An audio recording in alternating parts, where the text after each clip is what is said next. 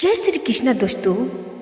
आज मैं आपको इस वीडियो में श्री कृष्ण जी की 5 सबसे बड़ी सीख भरी कथाएं सुनाने जा रही हूँ। एक बार जरूर सुने और अपने जीवन में इस सीख को अपनाएं। मुझे पूरी उम्मीद है कि श्री कृष्ण भगवान की कृपा से आप हर काम में सफल होंगे। आपकी मान सम्मान, उन्नति, धन दौलत हमेशा इस समाज में बना रहेगा। सबसे पहला सीख, श्री कृष्ण भगवान कहते हैं, अपने जीवन में सफलता पाना चाहते हैं तो योजना जरूर बनाएं। बिना योजना बनाए किसी भी काम की शुरुआत ना करें। जब भगवान विष्णु श्री कृष्ण रूप में अवतार लेने वाले थे, देवकी और वासुदेव कंस की कैद में थे।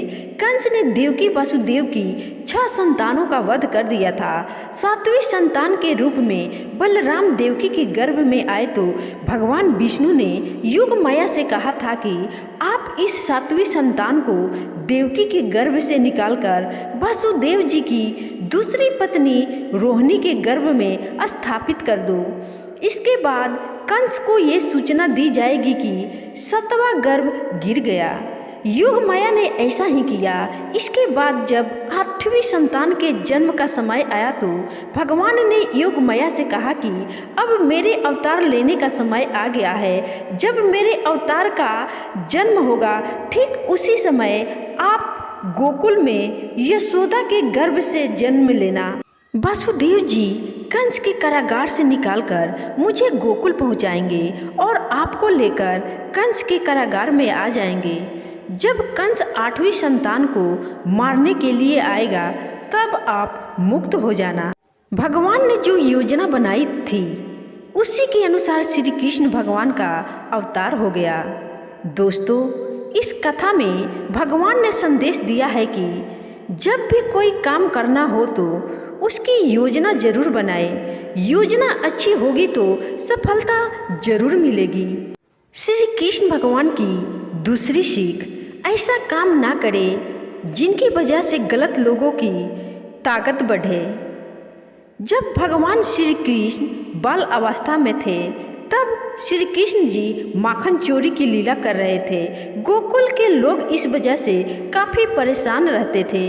एक दिन गांव के लोग नंद बाबा और यशोदा के पास पहुँचे और कान्हा की शिकायत करने लगे। नंद बाबा ने कृष्ण से पूछा कि तुम माखन चोरी क्यों करते हो, जबकि हमारे घर में तो बहुत माखन है। श्री कृष्ण भगवान ने कहा कि आप लोग मेहनत से दूध, दही, घी, माखन तैयार करते हैं और फिर ये चीज़ें तैयार करके दुष्ट कंस को दे देते हैं और इस वजह से गांव के बच्चों को माखन नहीं मिलता है।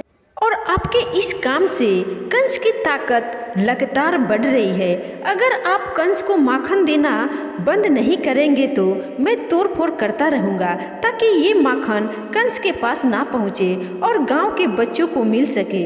दोस्तों, इस कथा में श्री कृष्ण जी ने संदेश दिया है कि हमें ऐसे काम नहीं करना चाहिए जिनकी वजह से गलत लोगों की ताकत बढ़ती है। श्री कृष्ण भगवान का तीसरा सीख, जब कोई झूठा आरोप लगाए तो धैर्य ना छोड़े। द्वारिका में एक सूर्य भक्त था, सत्राजीत। उसे सूर्य देव ने शयमंतक नाम की चमत्कारी मणि दी थी। ये मणि रोज 20 तोला सोना उगलती थी। एक दिन श्री कृष्ण ने सत्राजीत से कहा कि आप ये मणि राजकोष में देंगे तो इससे मिले धन से प्रजा की अच्छी देखभाल हो सकेगी। सत्राजीत ने श्री कृष्ण को मणि देने से मना कर दिया। इस घटना के कुछ दिन बाद सत्राजीत के भाई प्रसेनजीत ने मणि चुरा ली। प्रसेनजीत मणि लेकर जंगल में भाग गया। जंगल में एक शेर ने प्रसेनजीत को मार दिया और खा गया। मणि जंगल में ही गिर गई। सत्राजीत को जब प्रसेनजीत और अपनी मणि नहीं मिली तो उसने श्री कृष्ण पर आरोप लगा दिया कि कृष्ण ने ही मेरी मणि चुराई है और मेरे भाई की हत्या कर दी है। श्री कृष्ण पर चोरी और हत्या का कलंक लग गया। श्री कृष्ण भगवान ने उस समय क्रोध नहीं किया, धैर्य बनाए रखा और इस आरोप को गलत साबित करने के लिए जंगल की ओर चल दिए। जंगल में श्री कृष्ण जी को शेर के पैरों के निशान दिखे। दिखे और निशान के पास हड्डियों का ढेर दिखा। श्री कृष्ण समझ गए कि प्रसेनजीत को शेर खा गया है और मणि यहीं कहीं गिर गई है। श्री कृष्ण भगवान मणि खोजते हुए एक गुफा में पहुंच गए। गुफा में जाम्बवंत रहते थे। श्री कृष्ण भगवान ने मणि मांगी तो जाम्बवंत ने नहीं दी। इसके बाद दोनों का युद्ध हुआ। युद्ध में श्री कृष्ण जीत गए। जाम्बवंत समझ गए कि ये भगवान श्री राम के ही अवतार है। इसके बाद जाम्बवंत ने मणि श्री कृष्ण को दे दी और अपनी पुत्री जाम्बवंती का विवाह भी भगवान के साथ कर दिया। द्वारिका लौटकर श्री कृष्ण ने वह मणि जाम्बवंत से लेकर सत्यजीत को दे दी और पूरी सच्चाई बता दी। सत्यजीत को अपनी गलती पर बहुत पछतावा हुआ।